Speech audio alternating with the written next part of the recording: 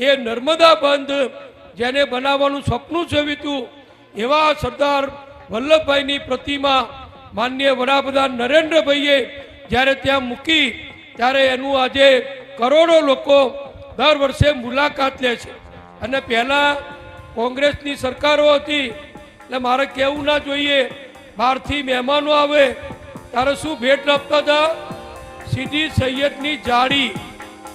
હવે પેલી જાળી અમદાવાદમાં છે ને, ઇતિહાસમાં ચોપડીઓમાં તમે જોયું હશે, આખા ગુજરાતને કંઈ લેવા દેવા નહીં, ગુજરાતની સંસ્કૃતિને એની જોડે લેવા દેવા નહીં, આપણા સનાતન ધર્મને એની જોડે લેવા દેવા નહીં, પણ પરદેશથી કે બહારથી કોઈ મહેમાન આવે એટલે કોંગ્રેસના નેતાઓ સીધી સૈયદની જાળી એને ભેટ આપતા હતા।